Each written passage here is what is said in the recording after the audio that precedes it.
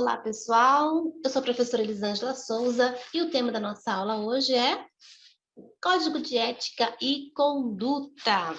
Opa, vamos falar sobre isso então. É impossível enumerar os motivos que levam uma empresa a ser admirada, se ela ser bem-sucedida, ela ter um ranking dentro do mercado corporativo. Essa percepção ela é ao longo do tempo que ela é construída. Tá? Ninguém consegue firmar qual é a sua posição no mercado de uma hora para outra. E também, para ela alcançar esse ranking, ela considera uma série de aspectos que englobam desde a qualidade dos produtos e serviços que ela oferece, a forma como ela se relaciona com a sociedade, ou seja, com as empresas, com os fornecedores, com outras empresas, tá? E tudo isso representa uma prática de atuação que pode ser reunidos em um único documento chamado Código de Ética e Conduta. Mas, gente, mais do que um simples manual, o Código de Conduta, o Código de Ética e Conduta, ele descreve a essência da organização, detalhando o seu propósito, sua missão, sua visão, seus valores, que traduzem tudo isso em regras de comportamento. É fundamental dar transparência dessas práticas de forma que podem ser seguidas por diretores, colaboradores, fornecedores, parceiros, clientes, mas também apresentar à sociedade qual é o papel social da empresa, da organização. Para isso, pessoal, a gente vai ver um pouquinho de história. Como sempre, a gente começa a nossa aula baseada em história. Vamos saber um pouquinho sobre a história da ética lá. Vamos relembrar rapidinho aí Código de Ética e Conduta, ok? Bora pro vídeo? Bora pro vídeo.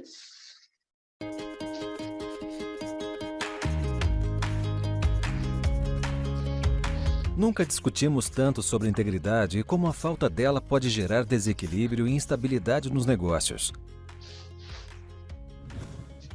O que sua empresa faz para aumentar a integridade dos seus negócios no dia a dia? Nós da Alliance for Integrity acreditamos no desenvolvimento sustentável e prevenção à corrupção. Para isso, plantamos novas sementes para uma sociedade mais ética. Por exemplo, se a integridade da sua empresa fosse uma garrafa de suco de maçã integral, que qualidade de fruta você usaria? Imagine que todas as etapas de produção desse suco são os negócios que sua empresa faz com seus parceiros. Se você usar uma só maçã podre nessa produção, vai estragar seu produto. Porém, com 4 atitudes simples, você pode garantir que nenhuma maçã ruim comprometa a qualidade de seu suco integral, gerando confiança e credibilidade no mercado. Confira. Faça um código de ética e conduta. Identifique conflitos de interesse. Crie um canal de denúncia. Treine e comunique seu programa de integridade. Tudo começa pelo seu código de ética. Com o envolvimento de gestores e colaboradores, elabore um documento que reflita o compromisso da alta direção e valores como sustentabilidade, respeito, tolerância, igualdade de gênero e, acima de tudo, transparência. Esse documento ajudará seus colaboradores a cumprirem a missão da empresa, a legislação, além de criar uma cultura que encoraje a ação ética. Dessa forma, você terá suas primeiras sementes de frutas saudáveis. Caso contrário, você deixará um risco para a sua colheita, seu transporte, sua extração e seu suco continuará correndo o risco de não ser mais tão integral. E não é apenas o gosto do seu suco que conta. Em um futuro próximo, além do consumidor, a sociedade irá fiscalizar cada processo e as empresas não terão mais espaço para vender sucos de origem duvidosa. O mercado e a sociedade vão exigir a transparência das empresas e você precisa se preparar. Acompanhe os próximos vídeos para conversarmos sobre as outras 3 atitudes. Muito bem, gente. É isso que a gente gosta de saber e gosta de ouvir, né? Então, gente, código de ética são um conjunto de normas de condutas que procuram oferecer diretrizes para decisões e estabelecer diferença entre certo e errado. Se o sistema de valores sempre orientasse organizações para o benefício dos clientes, funcionários e fornecedores, ou para a proteção do meio ambiente e dos recursos naturais, não seria necessário estabelecer muitas multas e punições precisamente para forçar a obediência a esses comportamentos. Vamos lá. Aí a pergunta que não quer calar, né? A pergunta que vocês devem estar se fazendo neste momento.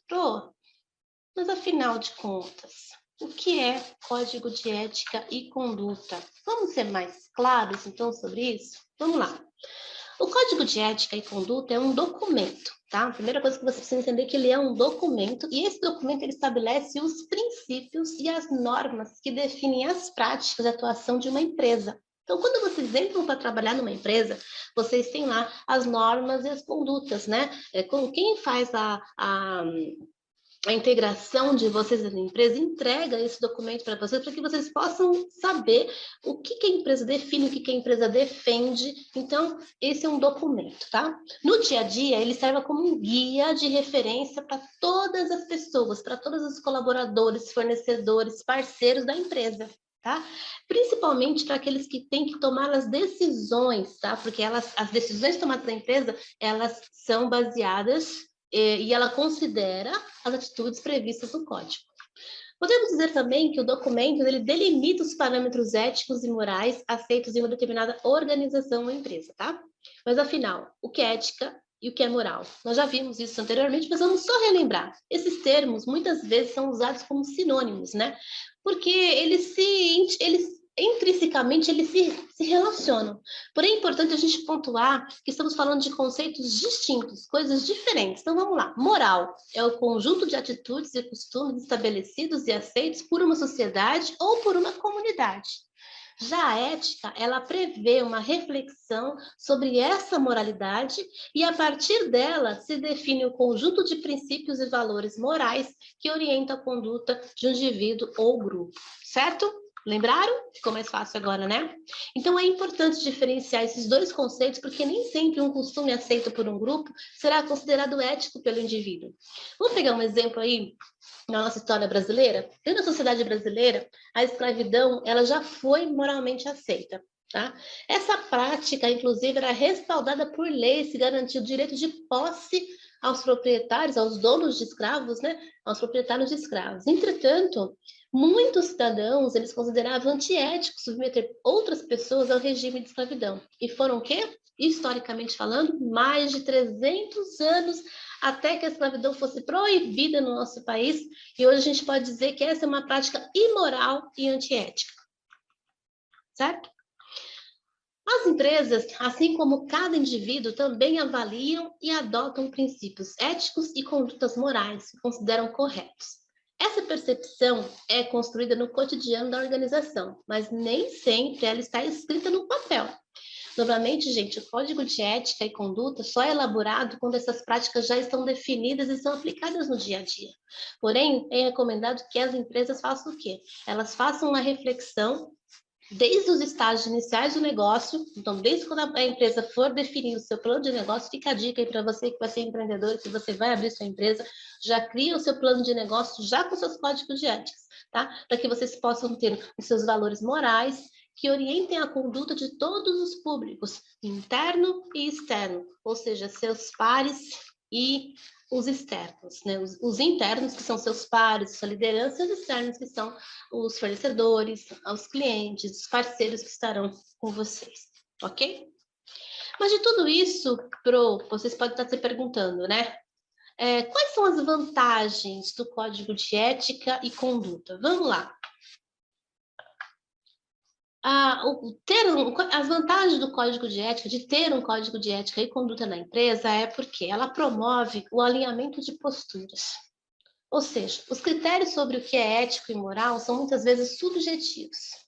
Se os valores e as condutas não estiverem bem definidos, é possível que não sejam adotados e praticados por todas as pessoas que trabalham na organização ou que estão dentro do processo da organização.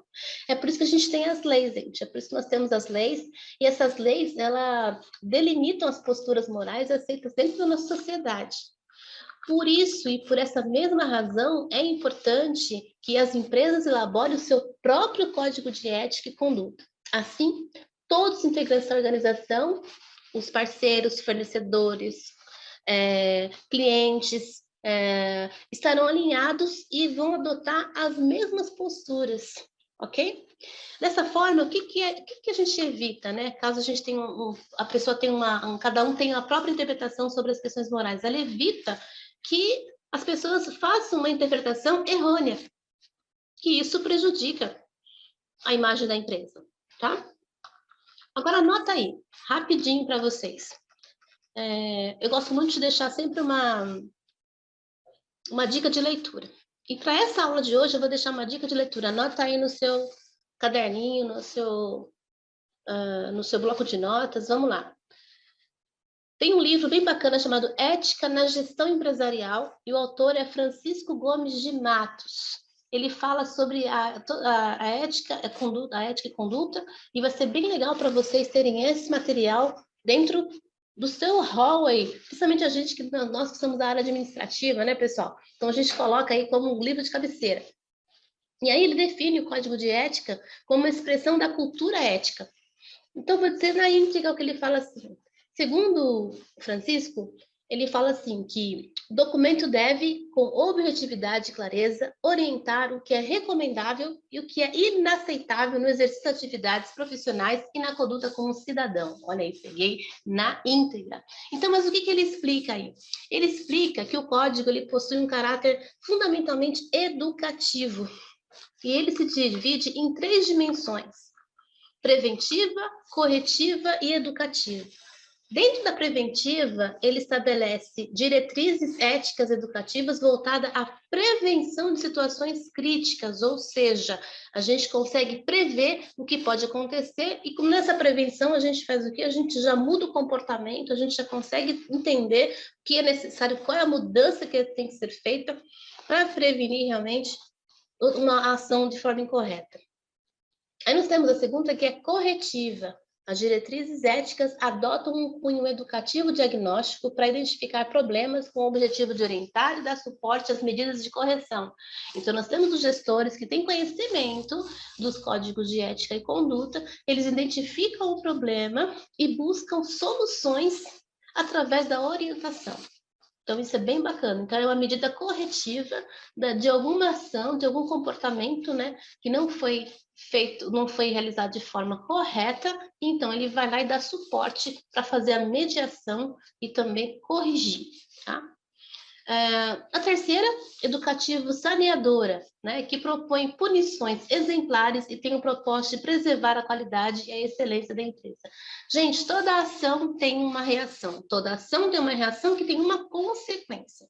Então, uma vez que a pessoa, né, o indivíduo, saiu um pouco da linha e ele sabe que aquilo foge à regra de conduta e ética da empresa, é passivo de punição. Então, vamos pegar um exemplo prático aí. Se você passa no farol vermelho, você sabe que existe uma legislação, né, que faz todo um papel em cima do trânsito. Então, lá no Código do Trânsito diz que se você avançar o sinal vermelho, olha o que você pode proporcionar. A primeira vez que você passou o sinal vermelho, você levou uma multa, porque hoje você passou o sinal vermelho ali, tem uns radares no chão, né? E você vai levar uma multa. Se você ultrapassar como é que a gente fala? A velocidade, né? Daquela rodovia ou na cidade, se você ultrapassar 50 km, se você passar 55 km por hora, você também vai ser multado.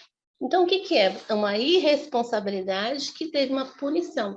Então, você está sendo educado e mexe no seu bolso para que você repense, né? Então, a gente tem que pensar sempre isso também dentro das regras de conduta, tá bom? Outra coisa importante também, vamos ver aqui. O porquê da existência da ética e da conduta? Proteção para a empresa e para os colaboradores. Sim, desvios de conduta dentro e fora do ambiente de trabalho podem prejudicar a imagem da empresa, atingir colaboradores, parceiros, fornecedores e clientes, provocar danos socioambientais e acarretar, pode acontecer, não raramente, né, gente, crimes como corrupção, assédio moral, discriminação e outros mais. E é a responsabilidade da organização, ou seja, é a responsabilidade da empresa, adotar medidas para inibir estas práticas. Gente, há uma série de recursos que podem e devem ser utilizados pela empresa com esse objetivo, como programas de compliance, formação de comitês de integridade ou governança, reformulação dos processos, gestão da cadeia de fornecedores e muitos outros mais. Mas tem que ficar bem claro que é o Código de Ética e Conduta o documento que dará sentido e respaldo a todas essas ações, ok? Se o sistema de valores sempre orientasse as organizações para o benefício dos clientes, fornecedores e funcionários, ou para a proteção do meio ambiente e dos recursos naturais, não seria necessário estabelecer multas e punições precisamente para forçar a obediência desses comportamentos, tá bom? A primeira motivação para que as organizações se preocupem com questões éticas é precisamente a obrigação de seguir esses códigos. Porém, supor que a nova ética ou qualquer ética seja motivada apenas pelo receio das punições é incorreto, tá, gente? Muita preocupação com a ética advém da necessidade de administrar comportamentos que a experiência demonstra serem duvidosos.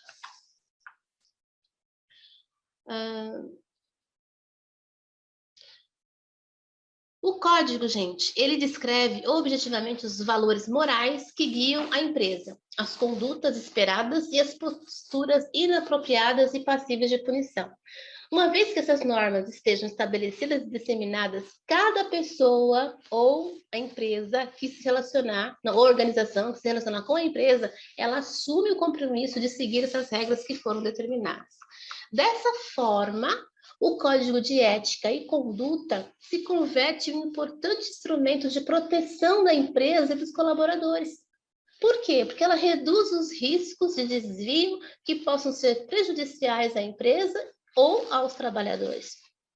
Em decorrência disso, gente, há menor proteção de que a empresa ela enfrente processos e também passivos judiciais, diminuindo assim prejuízos financeiros e também da imagem. Ter um código de ética, gente, e conduta também é um instrumento de transformação social. Como assim, professora? A ética, ela constitui um alicerce do tipo de pessoa que somos e do tipo de organização que a gente representa. A reputação de uma empresa ela é um fator primário nas relações comerciais, formais e informais. Quer estas digam respeito à publicidade, ao desenvolvimento de produtos ou às questões ligadas aos recursos humanos, ok? Cada vez mais as empresas elas se comprometem a gerar impactos positivos na sociedade. Para essas organizações, para essas empresas, o Código de Ética e Conduta ele ganha uma importância maior, uma importância a mais, tá? O que acontece? Ele dá a visibilidade às causas apoiadas e às ações que promovem a transformação social. Uma empresa que assume de forma enfática o combate a problemas como a homofobia, racismo, degradação ambiental, entre outros, ela converte a causa apoiada em um valor moral que deve ser compartilhado por todos os colaboradores, parceiros, fornecedores, clientes, ok? E o Código de Ética e Conduta é o instrumento ideal para propagar essa postura, engajando muito mais as pessoas.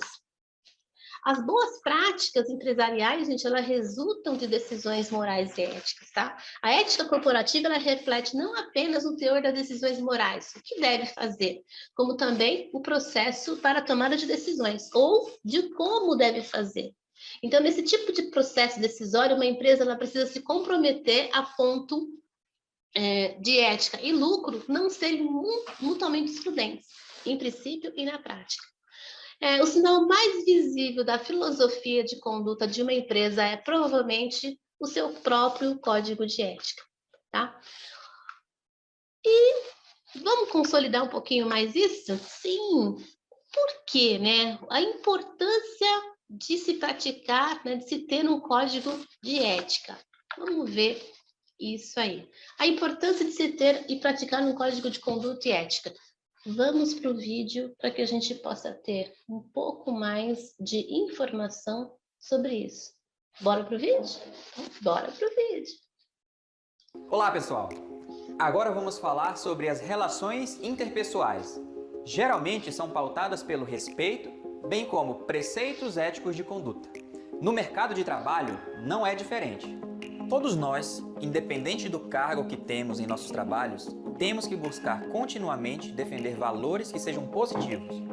Quando agimos assim, alimentamos uma corrente do bem, que pode inspirar mais e mais pessoas a agirem de forma honesta e baseada em bons valores e preceitos. Ética, como já vimos, é uma palavra de origem grega que significa costume superior ou pertence ao caráter. É também a área da filosofia que se ocupa em estudar a moral do homem, ou seja, suas condutas em todos os contextos. Uma pessoa de caráter superior é aquela que reflete e adere livremente a comportamentos corretos, baseados em princípios que tornam o ser humano mais realizado. Entretanto, o profissional com uma conduta ética deve ser correto porque os seus valores são naturalmente assim, e não apenas porque seu local de trabalho exige isso. Assim, em se tratando de ética, não adianta parecer ético, é preciso ter atitudes éticas. A conduta ética, na prática, proporciona aos colaboradores a oportunidade de exercerem suas funções de forma decente e confiável, sem desrespeitar os seus valores e de prover resultados positivos, sem que para isso tenham que burlar regras ou agir de má fé. Por esse lado, os colaboradores que também cultivam uma conduta ética no trabalho acabam sendo reconhecidos positivamente pela sociedade por suas atitudes, podendo refletir em recompensas profissionais futuras. Mas como reconhecer uma conduta ética? Podemos citar algumas características da conduta ética. Responsabilidade.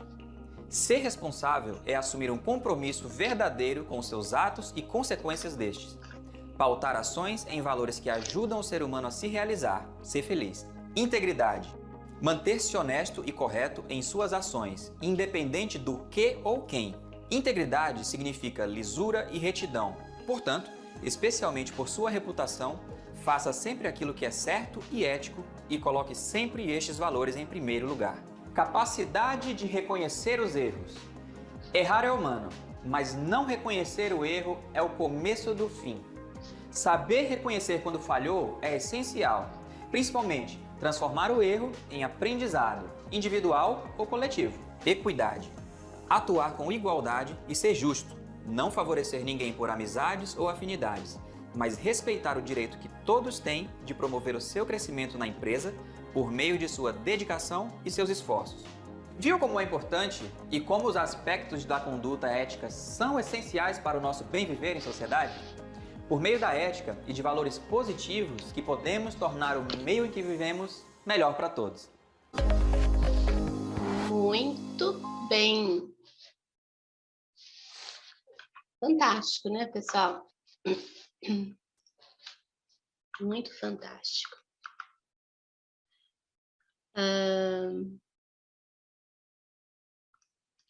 Eu adoro esse vídeo. Eu fico até tranquila agora, né? Sabendo que o vídeo está dentro daquilo que a gente fala. Então, por que as empresas, gente, elas estão implantando o código de ética?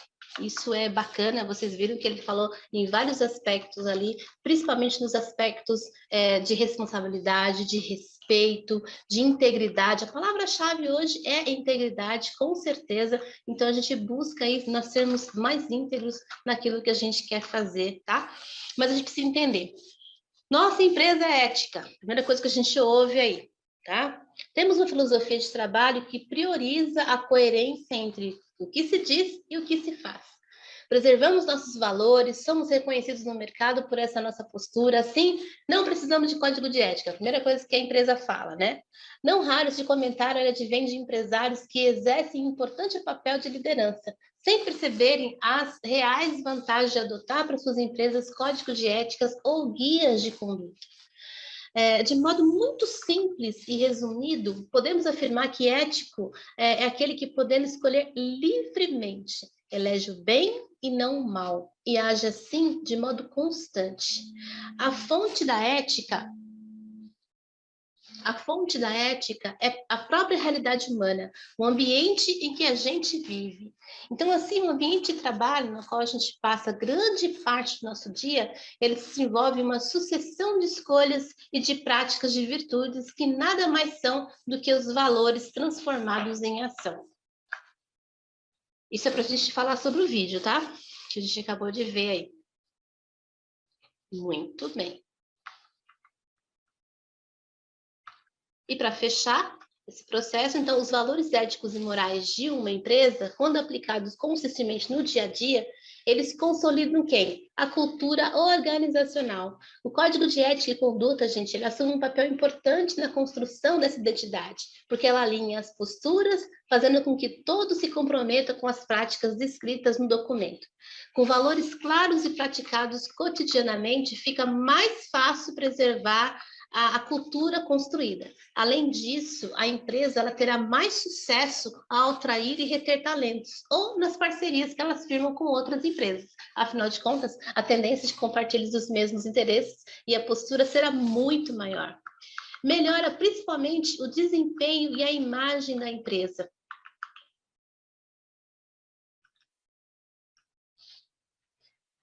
No final de contas, o Código de Ética e Conduta é estratégico para que a empresa atinja os objetivos desejados, sejam eles econômicos, operacionais ou sociais. Isso porque o documento ele parte justamente dos fundamentos do negócio, lá como nós vimos no plano de negócio. Você define primeiro a sua missão, seus valores, tá? Sua visão, onde você quer chegar. A prática cotidiana das normas do código, ela contribui ainda para melhorar a imagem e a credibilidade da empresa dentro das sociedades e principalmente entre os clientes. E o que ela faz? Ela reforça os nossos laços de confiança que a gente constrói com a marca que você coloca no mercado. É a sua marca, é o seu nome. É esse um outro ponto que leva a organização a ter o desempenho superior. Para que todos esses benefícios sejam alcançados, o Código de Ética e Conduta não pode ser um documento obsoleto, tá? É essencial que as normas sejam propagadas não só na execução dos processos cotidianos, mas também por meio de ações específicas como campanhas de cultura. Vamos falar um pouquinho agora sobre dilemas éticos. Eu deixei propositalmente essa telinha para vocês, para que vocês possam, a gente já saber qual é o próximo assunto. Nós vamos falar exatamente sobre dilemas éticos. O que são dilemas éticos? Elas são situações que forçam alguém a tomar um curso de ação que, embora ofereça um potencial benefício pessoal ou organizacional, ambos podem ser considerados potencialmente não ético. Tá? São situações, gente, em que as ações elas devem ser tomadas, mas sobre as quais não há um consenso claro quanto ao que é certo ou o que é errado. A pessoa, ou o funcionário, o colaborador, ele fica com o peso de fazer boas escolhas, tá? Um executivo resumiu isso de um modo bem criterioso, no olhar dele. Uma situação não é ética como aquela em que devo fazer algo sobre o qual não vou me sentir bem. Nossa, frase magnífica, né? Então, a dificuldade chave dos problemas éticos hoje é questionar os interesses pessoais com responsabilidade social. É esse debate entre ética e a responsabilidade social. Ele é muito antigo, tá? Então, devido a problemas que nós tivemos aí com poluição, desemprego, proteção dos consumidores, entre muitos outros, que sempre envolvem organizações públicas ou privadas. Então, em uma pesquisa que foi realizada por uma revista norte-americana, diz o seguinte, que a maioria dos dilemas éticos relatados pelos gerentes envolvia conflitos com o seu gestor direto, clientes e com seus subordinados. Então, gente, as questões mais frequentes que relacionavam-se com honestidade, na publicidade, nas comunicações, com a gerência, clientes e agências governamentais, são problemas para lidar com presentes especiais, tá? Então, aos líderes, os chefes, eles foram acusados, às vezes, de pressionar os colaboradores para que eles possam se engajar nas atividades não éticas, como, por exemplo, apoiar pontos de vista incorretos, assinar documento falso, fechar os olhos para malfeitos do líder direto, do gestor, e fazer negócios com amigos do chefe. É muito complicado isso, tá? Eu vou dar um exemplo para isso, que é um político de muita influência do governo pede a você um pagamento de $20 mil ou R$20 mil como taxa de consultoria. Em troca, esse político ele promete ajudar você num contrato especial de 10 milhões. Isso geraria um lucro absurdo, né, para a empresa. Então, se você não concordar, o contrato irá muito provavelmente para um concorrente. Isso é uma ameaça, né? É um tipo de ameaça. Então, isso é um dilema não ético. A gente fala do que é ético, mas a gente também precisa entender o que não é ética, né, pessoal? E outra coisa que a gente faz também, racionalizando os comportamentos não éticos. Então, toda vez que a gente vai tomar uma atitude, tomar uma ação que está fora dos padrões, a tendência nossa é passar panos quentes. Então, por que as pessoas, em outras circunstâncias, são razoáveis e agem não eticamente? Participar de concorrência com informação privilegiada, pagar propina, falsificar a contabilidade de notas fiscais, a despesa. Você pergunta, por que as pessoas fazem essas coisas? Né?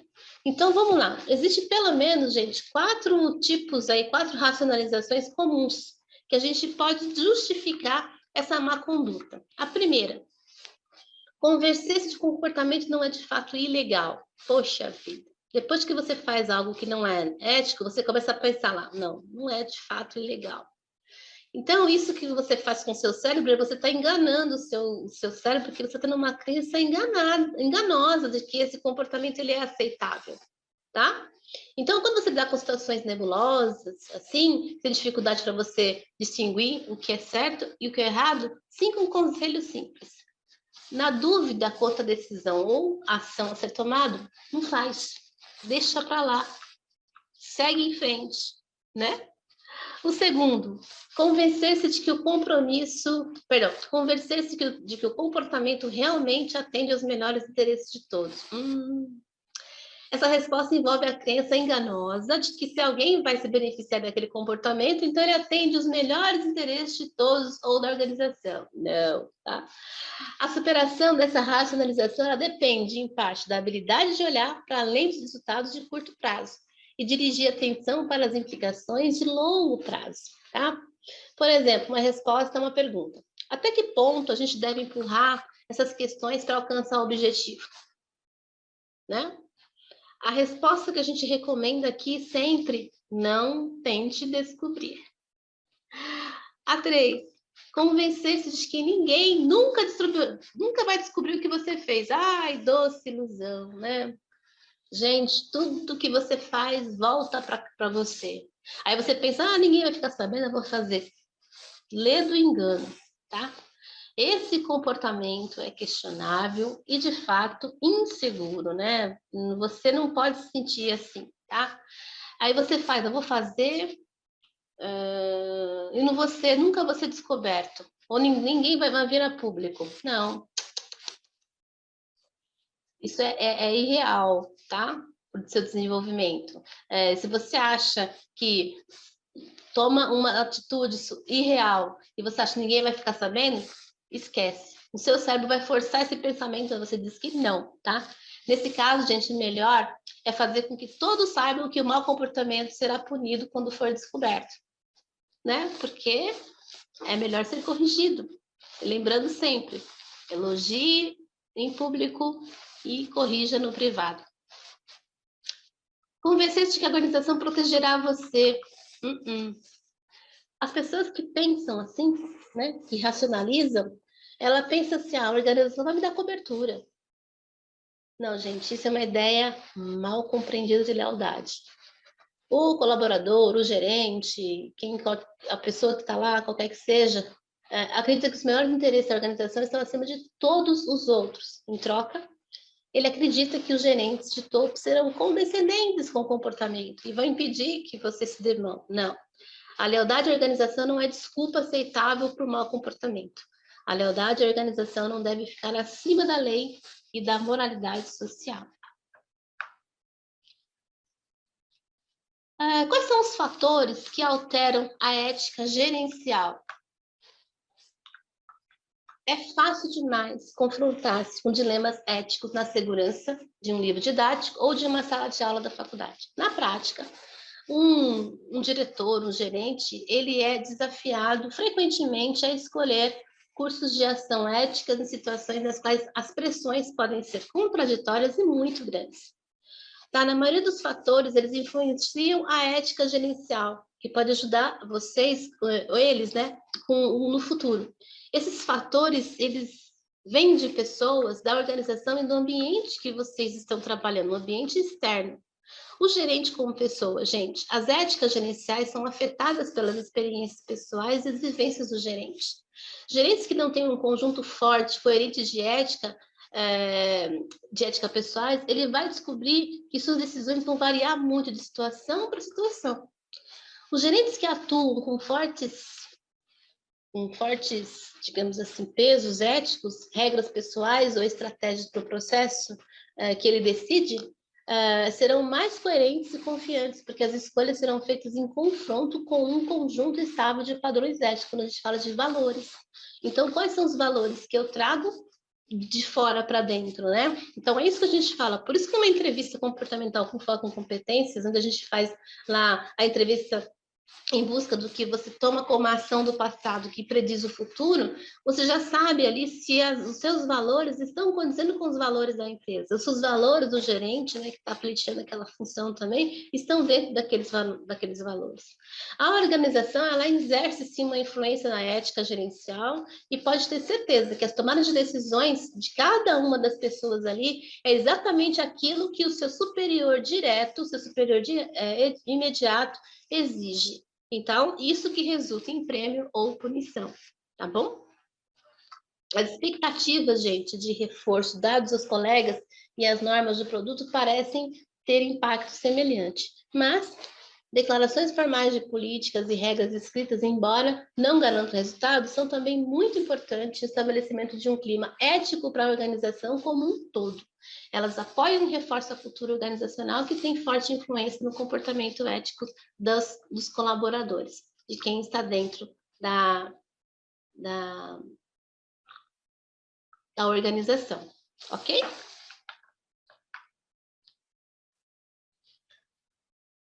E vamos lá, então. Quais são as ações das empresas em relação às demandas sociais?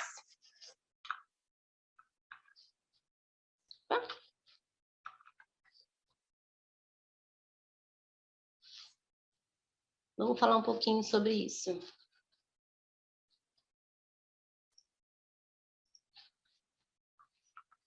Bom, nossa, trava a língua de novo. Ao se defrontar com uma demanda social específica, como uma empresa pode reagir? Bom, ser uma parte interessada, como o governo local, iniciar uma demanda sobre a empresa, que tipo de ação empresarial poderia ser tomada? Tá ok? Essas ações, elas podem ser de obstrução, né? Que são as empresas... que me perdi aqui. As empresas que adotam essa ação contestam a sua responsabilidade, reclamam que a evidência do erro é o engano, é um mal-entendido ou distorção e colocam obstáculos para retardar as investigações. Olha lá. Defesa. A resposta defensiva significa que a empresa admite alguns erros de omissão, a empresa reduz as perdas ao defender-se, mas não tem postura obstrutiva. E a acomodação significa que a empresa aceita a responsabilidade social por suas ações, apesar de fazer isso com resposta e pressões externas. Empresas que adotam essa linha procuram atender a responsabilidades econômicas, legais e éticas.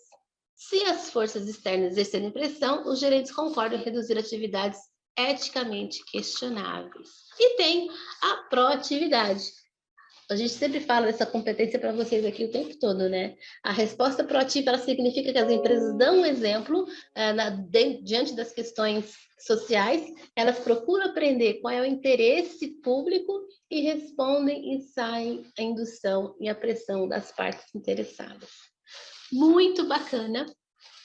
Eu gosto muito de falar sobre ética, né, gente? Que é bem bacana a gente continuar falando sobre isso, mas é essa importância dentro da empresa. Então, qualquer compromisso para ser eficaz exige mais do que simplesmente boas intenções, tá bom? Só quando essas boas intenções são também intenções bem informadas, é que a direção da empresa tem condições de criar um contexto empresarial que motive e dê respaldo à conduta ética, tá ok? Somente depois de atingir um nível adequado de informação é que a esfera dirigente se volta para a conduta ética, né? É lógico, e claro, os donos da empresa, né, o alto escalão, ele precisa pôr em ordem seus pensamentos e atos antes que possam corrigir e reordenar os pensamentos e atos da pessoa subordinada, né, do pessoal subordinado. Gente, não basta apenas fomentar a ética empresarial, que os executivos de alto nível tomem medidas como promulgar um código de ética, realizar sessões de informações e manifestarem discursos, compromissos, e principalmente compromissos importantes com padrões superiores da conduta. Quando isso é bem implantado, quando a ética e conduta são bem implantadas, tais medidas elas podem contribuir, sem dúvida, para motivar o comportamento ético nas empresas, tá? Mas para que esses comportamentos sejam realmente, de fato, transformadores, os líderes precisam fazer muito mais. Tem que fazer além.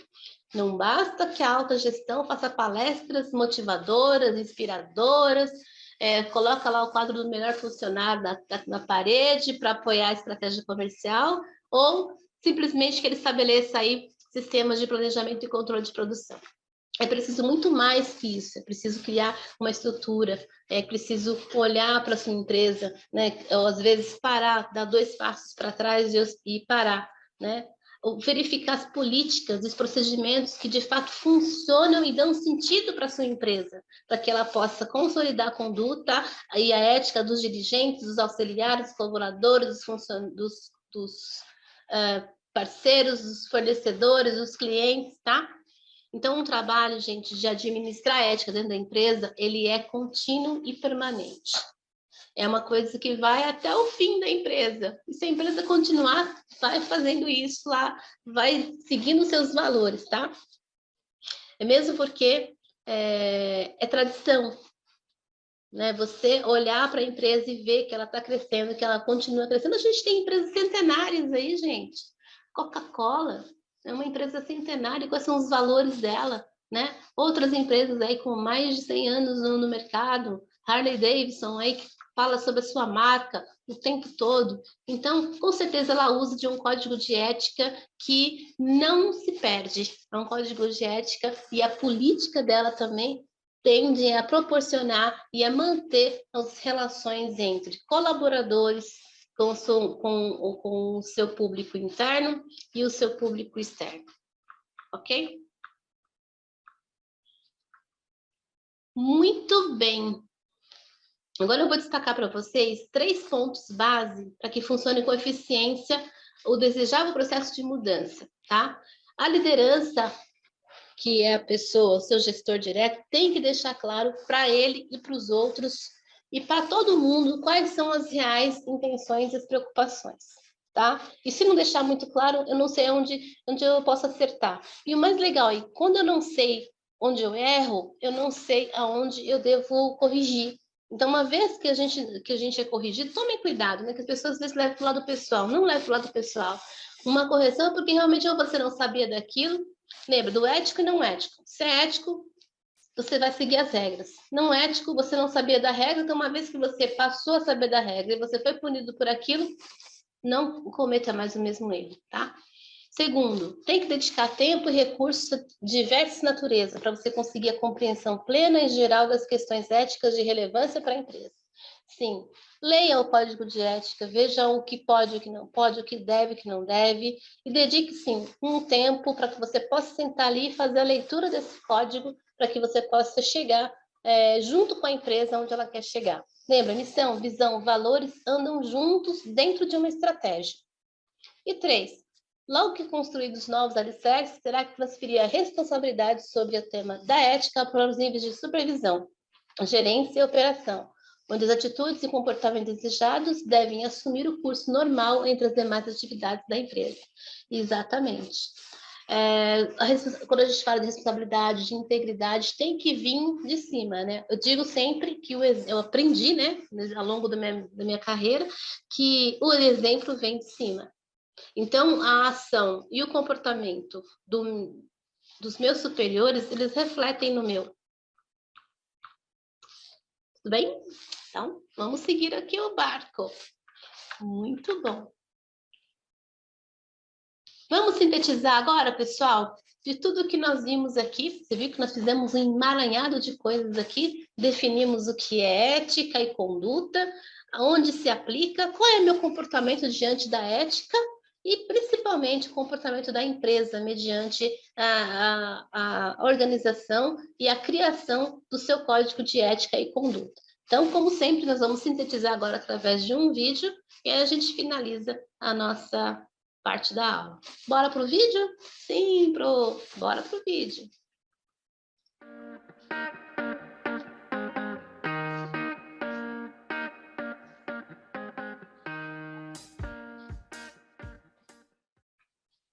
Olá pessoal, aqui é o Wellington do produtividademáxima.com e neste vídeo nós vamos falar sobre código de conduta. A sua empresa possui um código de conduta? Ainda não? Então com certeza você vai querer ver esse vídeo até o final. Antes de começar, mais uma vez peço aí para você se inscrever no canal, deixar o seu like já desde agora para nos ajudar e nos incentivar a produzir mais conteúdo ainda para você. Indo para o tema do nosso vídeo, falar sobre código de conduta pode parecer um pouco estranho dado o momento que nós vivemos na história. Será que uma empresa realmente deveria definir o comportamento dos seus funcionários? Apesar de parecer um tanto antiquado ou esquisito, na verdade é fundamental fazer isso. É extremamente importante que as empresas estruturem o seu crescimento pensando também na conduta que os seus funcionários devem seguir. O código de conduta reflete os princípios da empresa e os funcionários devem aderir a esses princípios. Obviamente, se espera que quem está em posições de liderança dê o exemplo, ou seja, sigam o termo tone at the top, o tom está no topo, que nós tão comumente falamos no universo de auditoria. Mas talvez você pergunte, por que é necessário ter um código? Será que o bom senso, regras básicas de convivência não são suficientes? Ter uma política corporativa para o comportamento profissional, ou seja, um código de conduta, apresentará com clareza para seus colaboradores como lidar com situações específicas, sem dar margem para erro ou para atitudes consideradas inadequadas que vão contra os princípios da empresa. Pensando nisso, eu preparei esse vídeo para ajudar você a desenvolver um código de conduta para atender às necessidades da sua empresa. E como nós vamos fazer isso? Como podemos construir um código de conduta? Antes de tudo, é fundamental você compreender o que é esta ferramenta. O código de conduta pode ser definido como conjunto de regras que orientam e disciplinam grupos organizados. Já ouviu falar de valores, visão e missão, certo? Então é neste documento que estes direcionadores estratégicos vão ser apresentados formalmente para a sua equipe, deixando claro o que a empresa encara como ético ou não, sem rodeios ou palavras difíceis. Justamente por isto, o código de conduta deve ser simples e transparente para todos. Assim, quando surge um conflito, qualquer funcionário pode, com base nele, tomar uma atitude, como por exemplo fazer uma denúncia. Esta ferramenta de gestão tem aplicabilidade geral e, portanto, envolve conselheiros, diretores, sócios, funcionários, fornecedores e outras partes interessadas. É claro que apenas seu documento não é o bastante. Ele tem que ser incluído na cultura da empresa. Quais são as vantagens de ter um código de conduta? Quando você implantar este elemento, este documento na sua empresa, as regras éticas ficarão explícitas para todos. Isso porque nele vai ficar descrito o que se espera que seja feito e o que não pode ser feito. Você vai precisar da cooperação de todos na empresa, por isso deixa a porta do debate aberta para estimular a consciência das pessoas sobre os diversos pontos que permeiam a construção deste documento. Algo que sempre deve ser deixado claro é que se espera que o código seja respeitado não somente pelos funcionários da operação, mas também pelos gestores e executivos da empresa.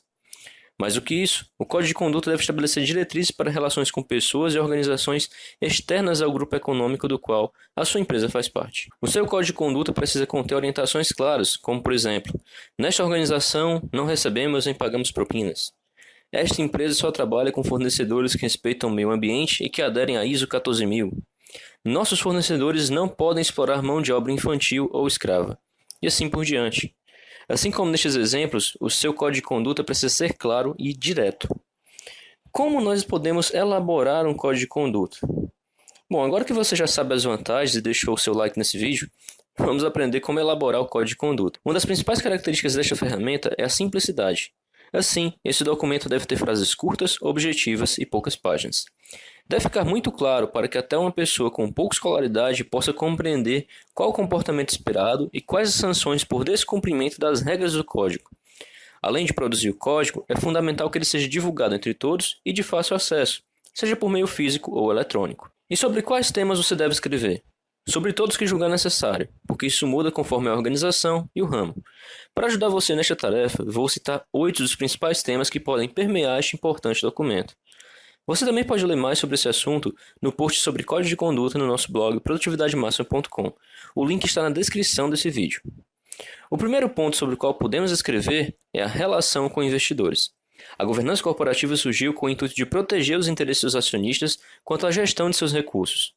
Na nossa consultoria, auxiliamos empresas a construir projetos de sucessão e transações corporativas, e observamos que a governança é um poderoso instrumento para atender demandas de executivos e acionistas. Talvez sua empresa não tenha capital aberto. Mesmo assim, ela pode se beneficiar muito de adotar rotinas de governança corporativa. Inserir isso no código de conduta ajudará a evitar que, em decisões estratégicas, dilemas éticos sejam enfrentados. Pense, por exemplo, no princípio da equidade, que ao ser desrespeitado, gera descrédito para a instituição. Sejam investidores institucionais ou pessoas físicas, todos merecem o respeito devido pelos recursos aportados na empresa. Um código de conduta pode restringir ações do conselho e da diretoria que prejudicariam determinados grupos de acionistas. Um segundo ponto sobre o qual podemos escrever é a relação com os funcionários. O código de conduta deve apresentar quais comportamentos são aceitáveis e inaceitáveis entre colegas de trabalho. Assim, este documento pode incluir temas que tratam de discriminação, conluios para fraudes, assédio, relacionamentos familiares, relacionamentos amorosos, bullying e a política de acessibilidade para portadores de deficiência. Pode ser importante para a sua empresa também falar sobre o uso de fardamento e crachás dentro e fora da empresa e sobre segurança da informação. Deixe claro para seus funcionários que ações são inaceitáveis e a consequência para cada uma delas. O terceiro ponto sobre o qual podemos escrever é a relação com os nossos clientes. Possivelmente você já ouviu a frase, o cliente é o nosso chefe. De fato, as vendas são a força motriz de uma empresa e os clientes devem ser tratados com o máximo de atenção, porém de forma profissional, por todos. Assim, o código de conduta pode deixar claro que descontos indevidos para clientes são condenáveis. Além disso, de acordo com o contato que o funcionário tem com o cliente, também pode ser útil falar sobre o Código de Defesa do Consumidor e sobre a não aceitação de práticas ilícitas. Por exemplo, no caso de licitações de órgãos públicos, havendo um indício de intenção fraudulenta por um agente público, o colaborador da empresa que participa do processo saberia que não poderia avançar naquele evento e por isso encerraria a participação no processo. Dessa forma, a empresa deixa claro para seus funcionários que está disposta a sacrificar lucros para manter sua imagem limpa. Um quarto ponto sobre o qual podemos falar é a relação com fornecedores. Ao negociar com fornecedores, é importante deixar claro que práticas como oferecer suborno aos compradores da empresa não serão toleradas. Além disso, os contratos devem ser honrados plenamente e não permitir desvios de objeto ou práticas ilícitas. O Código de Conduta também pode expor que para um fornecedor ser contratado, ele precisa se comprometer com o compliance da empresa. Desta forma, tanto em aspectos contratuais quanto trabalhistas, ambientais e regulatórios, o fornecedor deve seguir o modelo de conduta da sua empresa. Assim, antes de contratar um fornecedor, os funcionários responsáveis saberão, pelo Código de Conduta, o que é inaceitável. Alguns exemplos são trabalho infantil, trabalho escravo, cartéis, desmatamento irregular, descarte indevido de resíduos e outros. Antes de mais nada, a empresa deve deixar claro que práticas fraudulentas serão punidas com rigor da lei. Assim, os funcionários vão se policiar quanto a práticas suspeitas, como por exemplo receber presentes de fornecedores. Similarmente, para um profissional de compras, ter amizade próxima com fornecedores pode levantar suspeitas, e por isso esse relacionamento deve ser restrito. Um quinto ponto sobre o qual podemos falar é a relação com concorrentes e proteção da propriedade intelectual. Já que a qualidade dos produtos e serviços são fatores que influenciam o mercado, práticas de difamação devem ser terminantemente proibidas.